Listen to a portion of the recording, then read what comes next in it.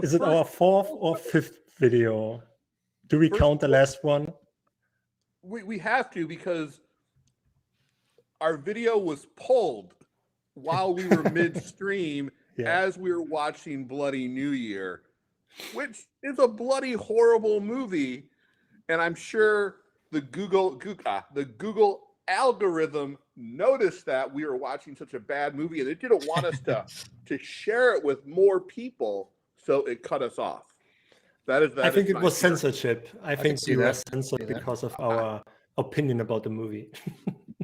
Yeah, there's someone. The founders of Google were all fans of Norman J. Warren. Yes. So yes. They were really upset that we were just Bloody New Year.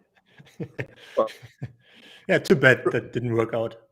Yeah, it didn't work out. But you know what? We had time to think about our actions, and that we are not going to stream a video for a short while until we can figure out how to do it without pissing Google off. We learned our lesson.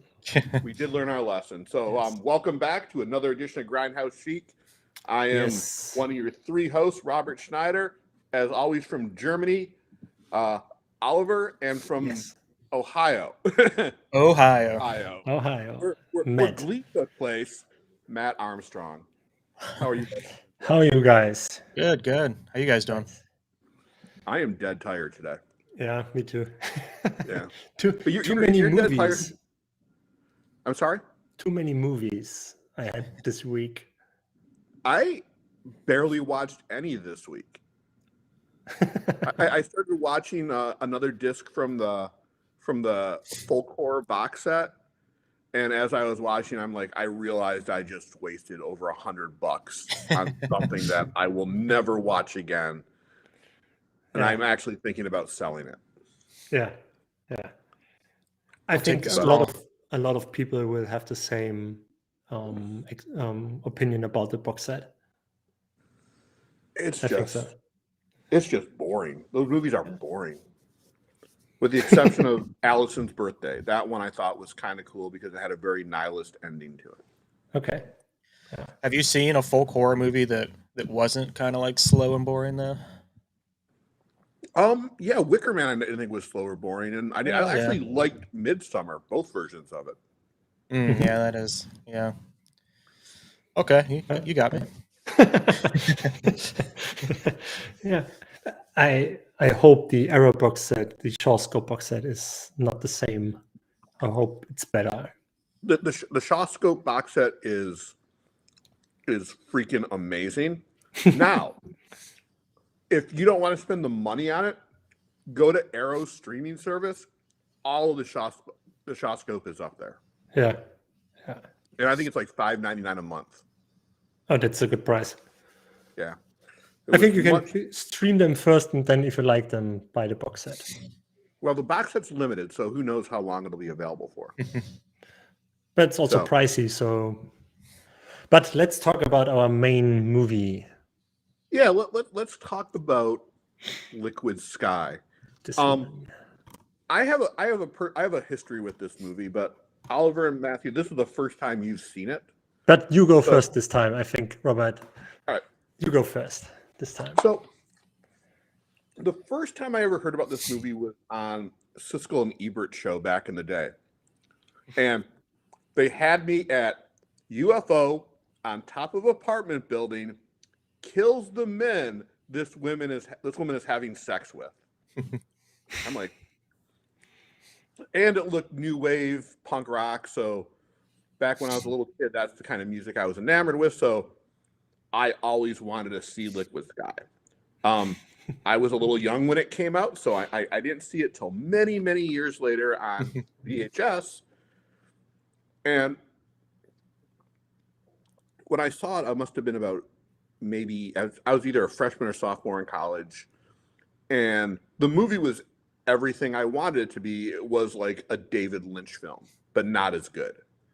Yeah. And I enjoyed it. And back then, the only problem I had with the movie was its soundtrack. Because I think if that movie had like real artists from that time, like David Bowie, who the lead actress calls out in the film, I think the movie might have been a little bit better. Yeah. But all right.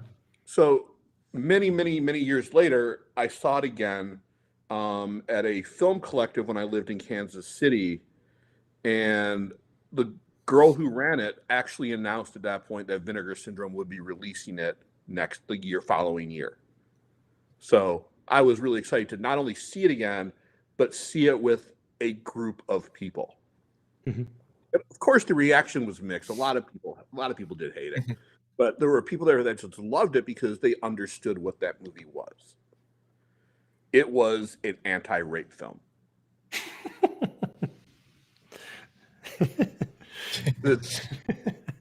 Because I have never seen a character get raped so many times in the span of less than 2 hours.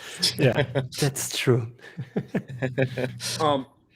But one thing I never noticed about the movie before, like the first time I saw it, was that the lead actress also played Jimmy.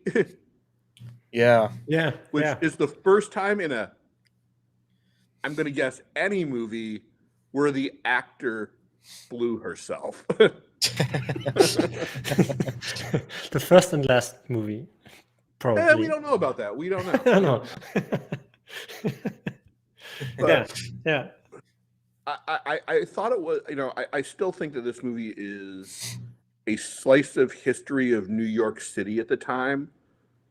A perfect blending of drug culture, sex, and revenge. All made by somebody who had no real idea how to make a movie. Yeah, you saw that. I think it was very noticeable that. But I think that's part of the charm of it, is the fact that he made a movie that was so different that really should be forgotten, because I don't know what kind of box office it had or how big its theatrical distribution was. But I mean, this movie blends genres. It's cool. It's different. And I personally believe it's one of Vinegar Syndrome's best releases. That's a bold statement.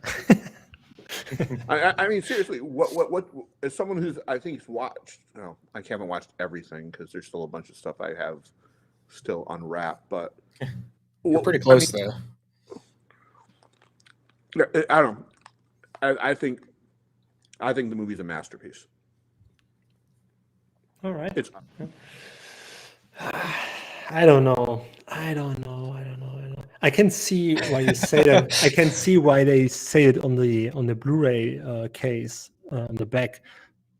But to me, there were so many scenes where the direction was not spot on. Even I thought sometimes scenes were improvised a lot. A couple of lines were repeated a lot within one scene. So it put me off a little, I have to say. I'll tell you, the biggest problem I had with it was how conversations were cut and interspliced with other conversations. Yeah. And I had a hard time remembering which character was which, especially when you had the author, screenwriter talking to his girlfriend before they were properly introduced to anyone in the movie. Mm-hmm. Mm-hmm. Yeah, I think the introduction of characters, like the German scientists when he flew into America with the airplane, the editing of that sequence was way too abrupt. Like you see in one scene people are talking to each other, then you get a cut, you see the airplane coming in, you get another cut back to the first couple talking and back to the airplane. Didn't make sense to me to edit that way. But do you think that might be part of the chaotic structure of the film and it was done intentionally? I don't think so. I don't know, but I don't think so. While I'm not a fan of it, it does kind of it kind of fits perfectly with the chaos of the film. That's true. Maybe not in the beginning, but in the middle and end, definitely. So I do have, Oliver, I do have a very important question for you because you are. I don't want to hear it. No, It's probably about German scientists. no. Okay. Actually, Paula Sheppard, of her character of Adrian and her hit song Rhythm Box, which I'm pretty sure was about her vagina, wanted to go to Berlin. Would she have been huge in Berlin in 1983? So I wasn't in Berlin in 1983, but during the movie, I thought that the early 80s in New York could have been the Berlin of 2020. I'm not saying that Berlin is like that right now, but I thought they shot a lot of scenes in the apartment, and a lot of Berlin apartments look like that. So a lot of New York apartments look like that. yeah, but so she wanted to go to Berlin, and she would felt at home, I think, because the apartment would probably look the same way, without the aliens on the rooftop. So maybe, but Berlin was different in the 80s because of the Berlin Wall and East Berlin and West Berlin. So maybe the underground scene in Berlin, but I can't say. This movie kind of tried to portray the club culture in New York, and this is where I think a real soundtrack that would have benefited the film. Yeah. In the opening scene when they're in the club and there's only like 12 people in there, which I'm pretty sure was a budgetary constraint. At that point, they could have had some real either like dance music, what would have been popular, like Book of Love, or stuff like James Chance, which was just aggressive. Now I can't remember what the genre was. It'll occur to me later, but just more noise dance music. Yeah. I did see. I was looking up the budget to see just how frighteningly low it was. And for the music, I did see that all the music was actually made by the director, so that could explain why it's so explains basic. a lot. And But it was Let me also get my very. Casio out. I actually loved the music because it reminded me of playing like original Nintendo games. They sounded exactly the same. But The whole time I was like, "Oh yeah." did you have the same feeling as I did about the music? So it was very repetitive. Yeah, During the movie, Much like club music. Yeah, but too much repetitive, I think. So I get the main theme of the movie was very distinct, but the smaller pieces were also very similar to another. So I don't know. I didn't like the soundtrack as much. Yeah, I'll agree. The soundtrack was lackluster, but again, it added to the chaos of the film. mm-hmm. It did, yeah. But so, Oliver, I have a question for you. When you said repetitiveness, are you a fan of David Lynch? Yeah. Now, what do you feel like in Twin Peaks or pretty much any of his films? Most of Angelo Badalamenti's stuff kind of is repetitive as well. Yeah, I think Twin Peaks is more atmospheric. I get more drawn, maybe because the story is better and you are connected to the characters and you feel more into the movie or into the series than with Liquid Sky. Because so in that way you don't notice as much of the repetitive music. I do believe though, like there is a big story here in this film. Margaret, don't take drugs. Yes, don't take drugs, but Margaret is a tragic character. If you look, I mean, there are the scenes where they're showing you her pictures of before she went to college when she was 16, and then with how she is now. if I had to gather from her backstory, she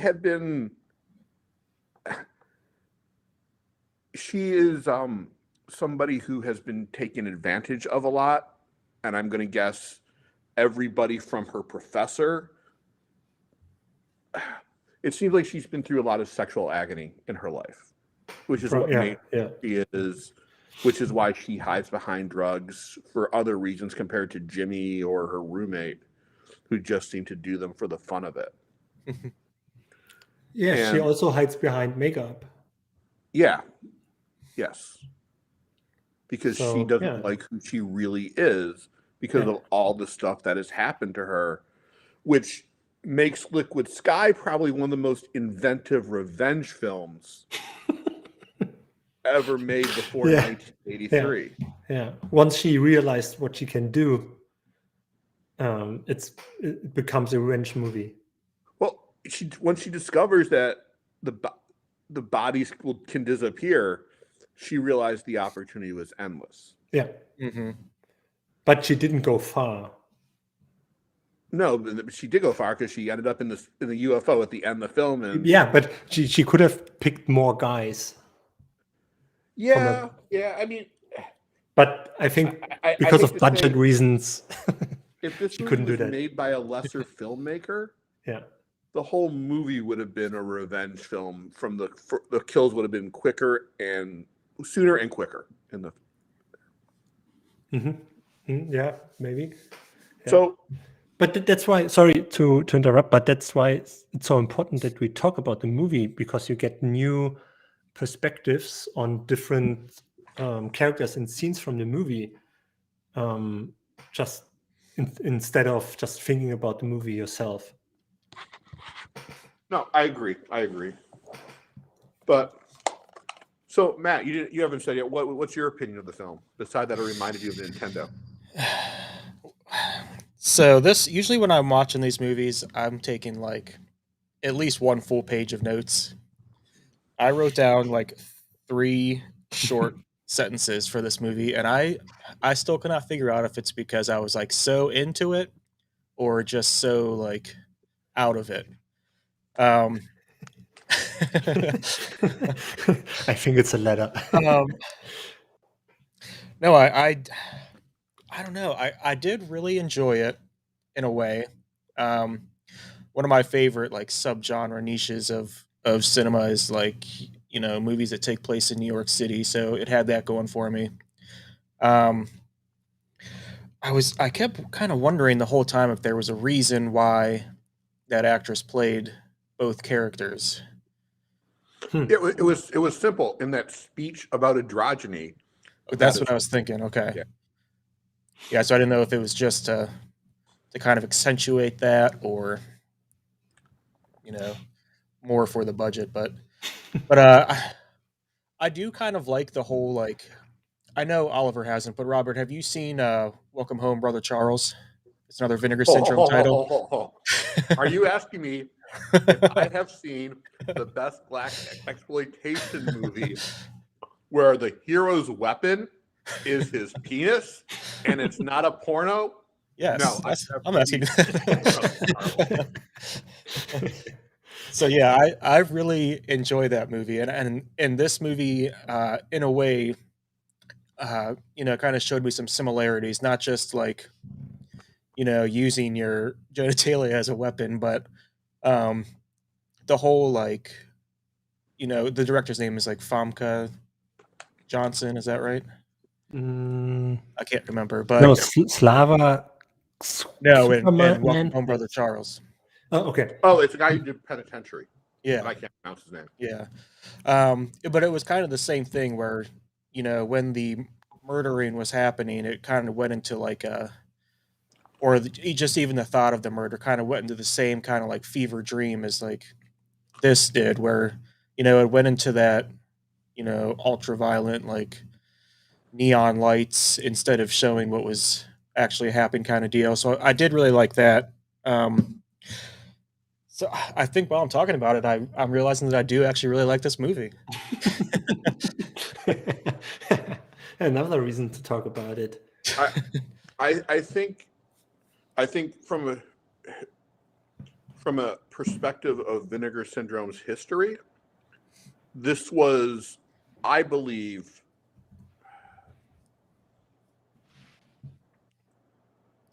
probably their most important project up to the point where this was released. Because one, it has the original pressing at least had a booklet in it. Oliver, I don't know if yours came with one. No. Okay. No, it didn't. Yeah, so the original pressing came with a booklet. And just the extras on here compared to a lot of the other Vinegar Syndrome releases, just Yeah, it's a big release. Yeah. Yeah. so What do you think about the picture quality, for example? I think for probably what they had, it looks good. It looks I mean- really good. Yeah. Really Yeah. good. There are a lot of movies from the early 80s that look way worse than this one. It looks really good. So here's a question. How come Anne Carlisle did not become a bigger star? Yeah, that's a good question. Yeah, I was looking her up after this to see what else she was in, and she Oh. is in another Vinegar Syndrome Yeah, movie. Yeah. Perfect Strangers Yeah. Which I Which haven't seen is- yet. is great. Yeah. But then the Another- only other one Yeah, I but- see is Crocodile Dundee. and she was also, according to her IMDb, she was also in Desperately Seeking Susan, Right, yep. The Suicide Club, and an episode of The Equalizer and Miami Vice. Okay. There's And she another movie co-wrote- she was in here called Bum Rap.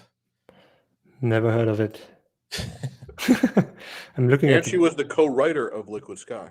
Yeah. Oh, Yeah. nice. I did watch the interview with her on the special features.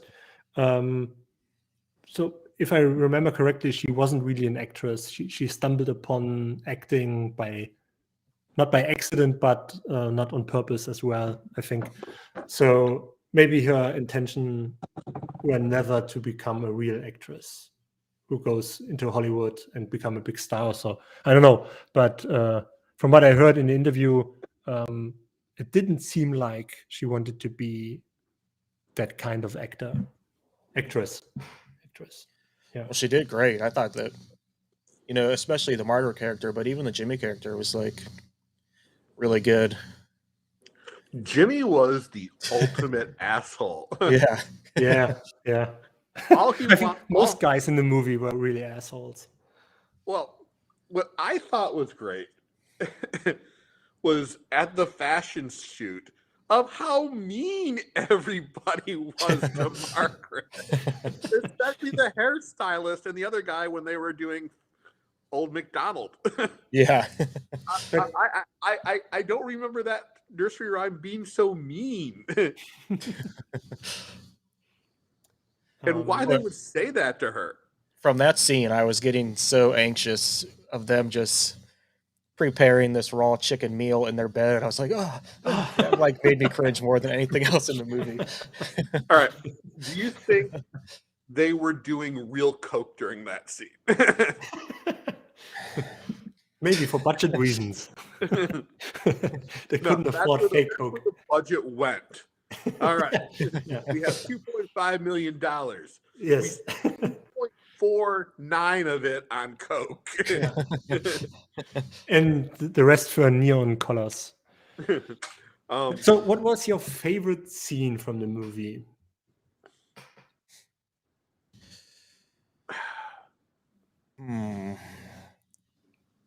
I gotta say the whole fashion shoot at the end, because the tension and drama were ratched up, and the fact that everyone was so high when Jimmy disappeared, I liked the subtle freak out. Yeah. I'd probably agree. That's probably my favorite scene, just because I was like, they do the build up where you don't know if it's actually going to happen or not. And then it happens, and he just shrivels up into foil, and everyone's just standing around like, what the fuck just happened? Which is weird because David Lynch kind of used that same tactic in Twin Peaks: The Return. Wonder if he was a fan of Liquid Sky as well. Yeah. I think for me, the most funny scene were in the apartment from Jimmy's mother and the German scientist. I think that was the most when Jimmy funny. said when Jimmy was having lunch with his mother. No. His mother and the German scientist at her Oh, apartment. that was his mother. Yeah. Yeah, which I thought was super weird. Yeah, Yeah, that okay. was weird. Right. But they never addressed it after the dinner scene, but she is. And I think her lines were very funny. Like, Well- do you have a laser gun in your pants for protection? Well, obviously, she was a very horny TV producer. Yes. But I didn't realize that back in the early 80s, scientists from West Berlin, not Berlin, because I'm guessing something happened when the wall came down, were so oblivious to a woman wanting to bang them. His job is more important. His duty is more important than shrimps, Chinese food, and sex. Yeah, I was gonna say he probably got turned off when she just kept comparing everything to shrimp. Look. Maybe, He yeah. got free. He got free Chinese food. Yeah. He could have waited until the next day. To go over there. But she couldn't wait. She had an important business that night, apparently. So that whole side story too, I thought was interesting because I really wanted to see if it was happening to other people around the city, like if they would have hooked up, if one of them would have like shriveled up, or if it was strictly contained to Margaret. It was simply contained to Margaret because of the heroin that they had in their apartment, which tells me they had a shitload of heroin in there. Yeah. Then we learned that the orgasm has similar chemical is a similar chemical compound to the orgasm. yeah. Yeah. What do you think? What do you thought when you first saw the UFO at the beginning? Do you thought like? So I thought it was a big UFO, and Yeah. many people should have seen it landing on the top of the building. I like the fact that it was small. It was Yeah, different. yeah, but the first minute or so, you had a big UFO on the screen, and it looked like it was way bigger than it was actually. I like that. It's kind of like the TARDIS in Doctor Who, bigger from the inside. So I want to talk about the one thing that I thought was great about the movie was how quotable it was. So I'm going to read a bunch of my favorite quotes from the film, and I want to see what you guys think is the best one. Uptight wasp from Connecticut. I always dreamt I'd fuck a dead man. Now's my chance. I'm not going to make you laugh. I'm going to make you come. That was a good Which one. would be more appropriate in a porno film. All right.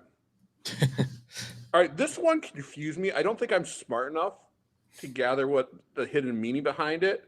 I want to fuck you until you know what it means. I'm sure if they're fucking, she knows what it means. All right. I keep dead bodies in there so I can fuck them. Yeah, that was a good one. Yeah. Okay. Adrian was funny. There is something strange going on here. I'm leaving. Which is the smartest one. That one was good. Yeah. Okay. I got so many problems. My brain's giving me a pain in the ass. I'm going to use that one from now on. There's nothing else to do, so let's go dance. Yeah. And my favorite line in the movie, they repeated it twice. I kill with my cunt. Yeah. They had to make sure everybody heard it. Yeah. Yeah. And I started thinking to myself last night, is that a good way to go? Would you want to be killed by a cunt? No. Yeah. I don't want to be killed. But let me tell you why. My answer is different because I know at my funeral, one of my friends would say, what a pussy. And I don't know if he's referring to me dying because I had sex or to the pussy that killed me. And, yeah. Have you guys seen the movie Teeth? Yes. No, not yet, but That'd be a worse way to go. maybe it's a sequel. In Cameron Crowe's novel Fast Times at Ridgemont High, very different from the movie. In the book, it's a true story because he actually went back to high school undercover for a year and wrote the story. In one of the chapters, there's a kid who never had sex because his mom told him that there were teeth in women's vaginas, and how the school made fun of him when they found out, which Kevin Smith later ripped off in Clerks 2. Yeah, I knew I had that one before. Yeah, Clerks 2. So, Matt, do you have any favorite lines from the movie? I mean, those are obviously all good. There was one that I can't remember the exact thing, but it was something Margaret was saying when, I don't know who she was with, but she was saying like, teach me. And she was like, oh, you can't, you're scared. It was with her. Yeah, something about like all of her other teachers are dead. And I was like, I didn't know if there was like more behind that. Yeah. There were a lot of weird coincidences in the movie. All right, I didn't realize the woman that the professor was Jimmy's mom. That's a weird coincidence. Right. But wasn't she watching through the telescope when... Yeah. So maybe they used the same actress for two different characters as well. Maybe that's a thing in that movie. I don't know, but or she hated Jimmy as much as everybody else did. Yeah, but still, the reaction to what's going on in the apartment is very strange from her. I think it's very laid back, but I liked her. She had my favorite line in the movie, and that goes like, "In my house, shrimps are more important than duty." Let me ask you this: did the movie actually happen, or was it a mental breakdown from Margaret? Maybe. So maybe it's American Psycho all over again, but before American Psycho. Well, at least American Psycho. Was pretty. The book was pretty ambiguous. The movie, not so much. But this whole movie was trying so hard to be so many different things, and out of the incompetence of the director, he made it work. But yeah, I don't know. Liquid Sky is a national treasure. And I liked it so much that when I finished watching it at 12:30 a.m., I put on Perfect Strangers. Nice. So is it a double feature? I did it as a double feature. Yeah. Because Perfect Strangers stars Ann Magnuson, who is in a really good band called Bongwater, and she was on a bunch of TV shows. But I was really excited to see her in there. And Perfect Strangers is such a good movie. We should talk about that at some point. Yeah, definitely. Yeah. You have that? Want to watch that? Yeah. So I did just see. I finally found the budget on this. It was $500,000. And the only breakdown it has is that the wardrobe budget was $500. So I don't know where all that other money went. Special effects, obviously, and the Coke, and the Coke. So let me ask you this: would you prefer insulting Patrick Bateman or sleeping with the Margaret character? I would sleep with the Margaret character, but not at her place. And that doesn't count because we are almost always at her place. So, but unlike any of the guys in that movie, I would not do anything with her unless she wanted to do it. It would be completely consensual.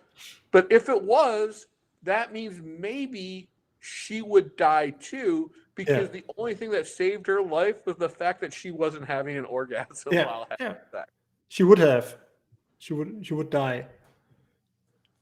Yeah. But I think her at the end, the way she goes, it's a little strange. I don't know. So what do you think that was? It feels like, I don't know. So if we go with the fact, the obvious thing, she was put into the spaceship and went away with The other thing is, and going based on my new theory that the movie didn't actually happen, it was all in her head, she jumped off the roof. Yeah, maybe. But I think the way she dances on the rooftop before she probably goes into the spaceship was really strange. It was really strange. But or that wasn't third theory. Yeah. Go ahead. Come on. The aliens gave her an orgasm, and she died at the end. She was dancing. She was dancing in joy. And she liked to dance. It solved all of her problems. Happy end. Yeah. We have a happy end. Literally. Yeah, all nice. right. Nice. Oliver, how many tiny UFOs will you give this movie? So I did give it a 0.5 on Letterboxd earlier today. But talking about with you guys about the movie, I think I have to go up because I think it's a movie that's more fun with people watching together. So I raise it to three tiny UFOs. Matthew, how many tiny UFOs do you give this movie? I was super torn on this one, and not in a good or a bad way. Just I didn't know how I felt, but it feels like it was probably like a very important, kind of underground film in the 80s. And I really appreciate New York films from that era as opposed to today, where everything today is like, oh, look how happy and joyous New York is, and back then it's like, this is the Death City. I think it did a lot. I think it did a lot great. I do enjoy the terrible effects. I really like when that is implemented. I'm gonna go. I don't remember what my highest one was so far, but I think I'm gonna give this one a 4 to make it the highest one. Nice. Robert, what about you? I am going to give this a 4.9. If it had a good soundtrack, it would have gone to a 5. Okay. I think this a near perfect movie. But then it's still a minor issue for you with the soundtrack. I think if it had music that people recognized, or that was more true to the club scene, I think the truest song to the club scene was Adrian singing at My Rhythm Box. Mm-hmm. That was closer to the scene back then. Not that I was part of it, but that was a sweet song. When she was doing her heartbeat, I was like, "Where is this going?" I was really hoping. But it was very interesting. I was really hoping that song would come back again throughout the movie, much like in Euro Trip. Scotty Doesn't Know keeps on playing. Yeah. It was that one small thing, and again, when my friend Jacqueline announced to the crowd at her showing that Vinegar Syndrome was releasing this, I was so excited because the first time I saw it on VHS, the second time was a VHS rip, and now this is phenomenal, probably the closest to what I would have seen in the theater if my mom would have driven me to it and let me actually see it. So let me ask you this: how well does Liquid Sky fit into the Vinegar Syndrome catalog? See, that's weird because the Vinegar Syndrome catalog has been evolving. Again, at the beginning, it was Herschel Gordon Lewis and porn. It was a lot of porn and exploitation, a little horror at the beginning. Now Vinegar Syndrome is a horror, releases mostly horror films with a few sex and exploitation. So I think this goes up there with The Taking of Tiger Mountain, Putney Swope, and the other releases that seem to fit outside what normal Vinegar Syndrome fans are looking for. Do either of you have the case next to you? Yeah. What spine number is it? 200. 200. Okay, so it's about halfway through the. Yeah. Well, that one was 2017, right? Or 2016? Let me check. 17. Yeah. Yeah. 17. Yeah, so I think to wrap it up, it's a good movie to watch with friends, or high, or on something else, whatever you want. It's Or packed both. or both. So Oliver, I don't know if you know this. Medical marijuana is legal in Maryland and Ohio. Yeah, we are working on it.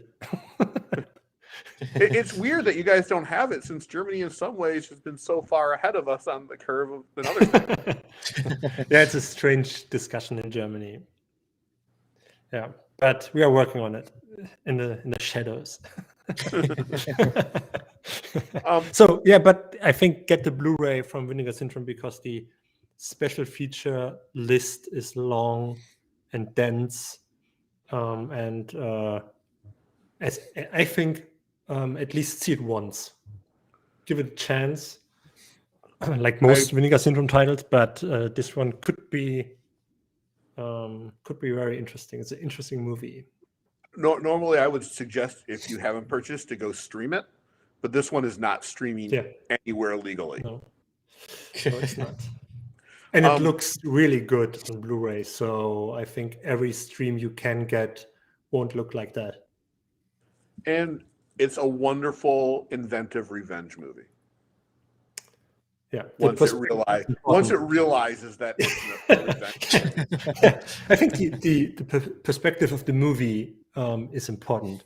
Like at the end, when it becomes a revenge movie, that's something that people should notice. Yes. And it's perfectly paired with Perfect Strangers, another New York film, and Alphabet City from Fun City, which is great. I think there are a couple of movies you can pair it with.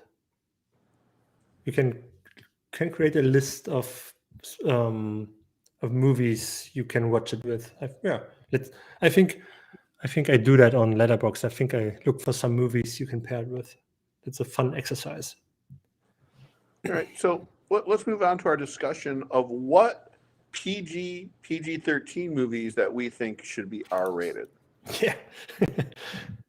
Okay, I make a prediction. We have a lot of titles on our list that so I have titles you have on your list and vice versa. So I don't have a list. That's bad for me. No, so let me explain why. I have movies that I wish they were R-rated, but then I think in my head it would be a different movie, because the directors don't decide what the rating is. It's arbitrary based on the MPAA. Yeah. So if I know of an R-rated movie or a movie that they would have rated X for violence and they cut it to become an R-rated movie, yeah, okay, I can see problems with that, because you're editing the director's vision. Mm-hmm. But if you take a PG-13 movie and make it R, all of a sudden to fit that, it would need to be a little bit of a different film. And in my mind, would that ruin the movie for me? Like I'll take Red Dawn, for example, because that was the first PG-13 movie released. It could have been a much bloodier and violent film, but then it wouldn't be the teenage movie of rebellion that Red Dawn is. Mm-hmm. It would be different. And again, I probably wouldn't have been able to see it when I was a kid because it was rated R. But what about the other way around? Making a movie that you want as a director to be R-rated, and then the studio decides, no, we want a bigger audience, and you have to make it PG-13. So that actually cut it down, basically. So Saturday Night Fever was an R-rated movie. it was making so much money because the disco craze was huge and the people liked the soundtrack. But they realized they could have made more money by making a PG version of it as well. So they released that. Mm-hmm. And there's a reason why that one I don't think has been released on home video since VHS, because it's not the director's intention. Mm-hmm. Yeah. I think movies that could benefit. I think Jaws could have been a great R-rated movie, because I was actually shocked to find out that was PG. But again, I think some of the violence would have been more gratuitous. Mm-hmm. Yeah. But for example, I'm going to say it, RoboCop remake was a disaster. There was a RoboCop remake. Yeah. Like 8 years ago. I still watched it and liked it to a degree, but the comparison to the original, of course, it's a totally different movie in tone. And I think combining the violence of the first movie with the design and effects of the remake would have been great. Mm-hmm. I think most people think that way, and that's the reason the remake doesn't have a big fan base. Also, I've actually seen the remake. I was just trying to be funny. Yeah. It's okay. That's the problem I have with most remakes, is that the heart isn't in there, that it's just there to make money. Yeah. Because it's that nostalgia. Oh, people are buying the DVDs of RoboCop. Let's make a new one. Or the Total Recall remake, which was just... Now... It was a movie. Actually, this might be off the cuff a little bit. Let me ask you this: what Vinegar Syndrome or any titles that you've bought from a boutique label in the last year or two would you like to see remade?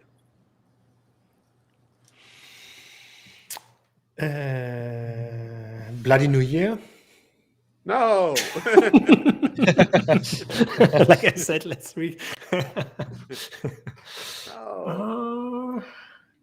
And it's a good question. I think one we watched, Fade to Black, I would really like to see remade. I would like to remake Angel as a TV series. Okay. And it would also go into the one thing the Angel series did. It would be a different actress playing Angel in the different eras. So we would have Angel in the 80s, 90s, early 2000s, and today. The plot would be to solve a crime that started back when she was walking the streets. Mm-hmm. And someone who is going to try to expose her secret life. Yeah. Get the Kickstarter going. Oh, and by the way, it's going to turn out to be the Charlie Chaplin guy from the first film. He's been down on his luck since the 80s. I would like to see, I don't know, I'm not sure, but Donnie Darko pops to mind. I would like to see a new vision of Donnie Darko. It's no, Donnie Darko was a near perfect film. Yeah, but still. No, that movie cannot be remade.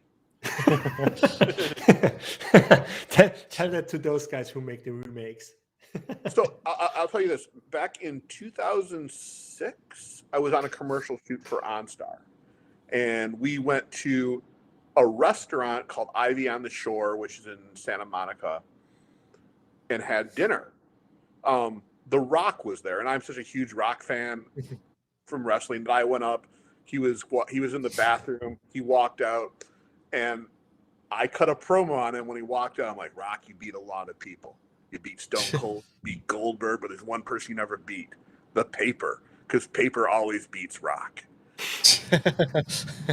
And he invited me over to his table for a drink, and there were a bunch of people. And nice. like, wow, like, that's cool. Robert. he's a fan, and they're like, "Oh, cool. How long have you been watching his movies?" I'm like, "I started watching him back when he was in the WWF, when he was Rocky Maivia." They're like, "Oh, that's awesome. That's awesome. What do you think of his newest movies?" I'm like, "I like the rundown. Love the rundown." And then they're like, "All right, we're thinking about making a remake of Every Which Way But Loose." I'm like, "The Clint Eastwood movie?" And I hope my facial reaction is what killed it.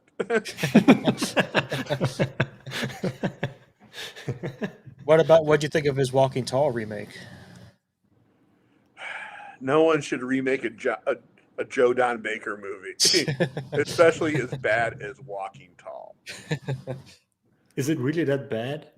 Yeah. I mean, even the original. The original or the remake? What are you talking about right now? They're both bad movies. Okay. It would be up there with The Rock remaking Billy Jack. Actually, I'd watch that. I would watch The Rock remake Billy Jack, because that movie is just terrible. Matthew, so what are the PG-13 or PG movies you think should be rated R? Well, a lot of them that I started with, I actually looked up and saw that they were already rated R, so I had to take all those off. I think the first two I'll do are, like we were talking about, were supposed to be rated R and they got edited down. The first one is The Dark Knight. That was supposed to be rated R? It was supposed to be, yeah. Yeah? Oh. I think it originally had a rated R cut, which I don't think ever was released, but I thought up until Deadpool that no superhero movie was supposed to be rated higher than PG-13. Mm-hmm. Well, I think wasn't Blade rated R? I don't think so. So in Germany, Blade is for people at the age of 18 and older. And The Dark Knight is for people at the age of 16 and older. So it's basically your rated R-rated movies. It's so 16 is rated R and 18 is rated R or X-rated. Depends on the movie. But we are different in Germany. Like just exploring the Joker more in like a violent kind of way, I think would have really benefited it. The second one that falls in that category, which is, I'm probably going to take some slack here, but it's one of my favorite movies of all time, is Galaxy Quest. It was supposed to have an R rating, and I don't know how it would have been, but I think the movie itself does a really good job of, kind of showing what happens, to life afterwards when you're not famous anymore, and kind of the downfalls that come with it. Kind of like how The Wrestler did. I thought did a good job of that too, but I don't know how a rated R version of that movie would have looked, but I would have really loved to see it. Mm-hmm. Matt, before you actually go on, I stand corrected. I was wrong. Blade was rated R. Yeah, I thought it was. Okay. I've got the Hunger Games series. Oh yeah, yeah. Because I remember I read these books like years and years ago, and I remember them being way more violent just in the books than the movies were. So I think more of a battle royale kind of atmosphere would have. Oh, you know what? Awesome. At that point, you just should have seen Battle Royale. Yeah. What else do I have? Zack Snyder's Justice League I was going to put, but I saw that was rated R, and I went back and saw that Batman versus Superman wasn't. So that's interesting, because in Germany, the Snyder Cut is for people at the age of 12 and older, and in America it's rated R. That's strange. Yeah. The Snyder Cut, I think, is the best superhero movie ever made. Yeah. I think so too. Yeah. Even at 4 hours long. Yes. Well, I might change your mind here. I have Spawn on the list that I think would have been awesome as rated R. That needs a remake. Spawn needs a remake. No. Spawn needs a reimagining. I think the closest thing to the initial run of comics was the HBO series. Mm-hmm. Fun fact: before I moved, someone bought me this omnibus of like the first 30 or 40 issues of Spawn, and I never read past issue 8. Mm-hmm. I thought Spawn was just terrible. Okay. I read all of them, and I stand by my position that Spawn You might don't be like one you of the don't like worst it, ever written. Yeah, but it looks Spawn- awesome. Yeah, Todd McFarlane's an amazing artist. He just needs a better writer for his shit. Yeah. Last one I have here, and I was trying to find some Vinegar Syndrome ones, but the one that I found, Oliver might have this, is Tammy and the T-Rex. I thought would have been good as an R-rated movie. It's not. I think thought it the was- cut we get, because the cut Vinegar Syndrome had is the longer, gorier cut. Oh, that's true. Well, Yeah, there's a TV cut and a. have it be stricken from the record. It is stricken. Yeah. All right. So before we go, I have a question. Did you guys watch anything awesome this week? Yeah, Free Guy. Free Guy The was, Ryan Reynolds. Yeah. Was it good? Amazing. So funny and fresh, well made. It had a good script. Great effects, like I said. I had a blast, and it is the first 5-star movie for this year, and I'm very I don't give 5-star ratings lightly. I do. I don't. So Free Guy is a very entertaining movie you can watch multiple times and still enjoy it. I think it's on Disney Plus right now. It is, yeah. I watched it on Disney Plus. I Oh, didn't really? think you got this. Yeah. I didn't think you got Disney Plus in Germany. We have Disney Plus. The only thing we don't have is HBO Max. And Shudder. Yeah, and Shudder. I do have Shudder, but officially we don't have Shudder. We have it on Amazon Prime, but the catalog is very limited. Yeah. So if you have Disney Plus, go watch Free Guy. Amazing. And I will buy the 4K to have it in the collection. Yeah. Hasn't it been out for a while? The 4K is around like a couple of weeks. Yeah. Huh. Matthew, what have you watched that wowed you? I think I only watched 2 other movies this week. I watched I went and saw No Way Home. Yeah. I won't even get into that. But did you like it? I'm gonna have the unpopular opinion here and say that I think it was probably the second worst Spider-Man movie. Okay. What's the first? Amazing Spider-Man, the first one. I would say Amazing Spider-Man, the second one, and then Spider-Man 2 and 3. You didn't like Spider-Man 2? 3 is the worst. No, I actually hate all of Tobey Maguire. Yeah, me too. Oh, He's not a Spider-Man. I'm signing off. I'm a huge Spider-Man. Good night.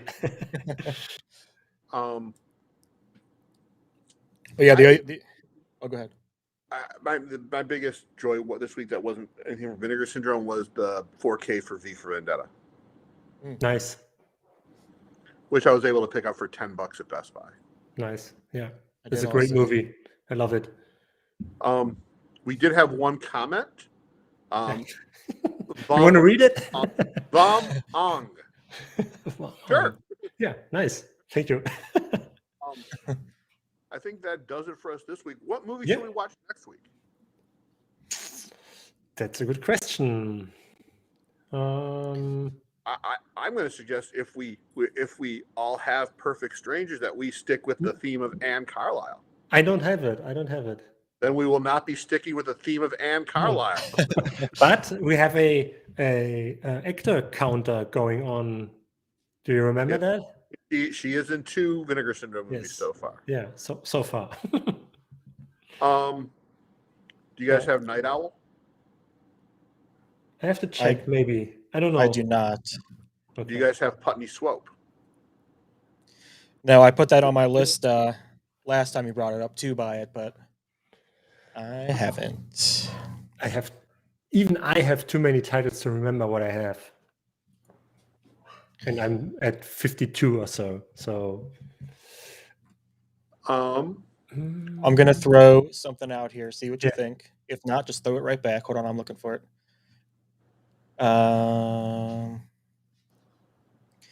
So it was the first bundle that I had bought from Vinegar Syndrome before I ended up subscribing, and I haven't watched either of the 3 movies. And I just cannot. Oh, here we go. So the 3 were Through the Fire, The Lamp, or Killer's Delight. I've been really wanting to watch one of those. I have the lamp. Okay. Yeah. Oh, we see your collection. Nice. It's not even my whole collection. So yes, next week, The Lamp. There it is. Nice. I feel like you should be sitting in front of that during this. Yeah. During this time. I don't have a chair in here. I don't have Could room. move one. I don't have room. Okay. All right, guys. That's it for this week. Yep. We will. That's it for this week. We'll see you next week as we review the The lamp, lamp. and we have a lot more scintillating conversation. All right. Yeah. Take Later. care. Oh, and if you're in Detroit, come to see me at Mark Ridley's Comedy Castle this Tuesday, 7:30 p.m. Finals, Detroit to LA. Help me win. Yeah. Even though Yeah. there's Good no luck. All right. Awesome. Yeah. Bye.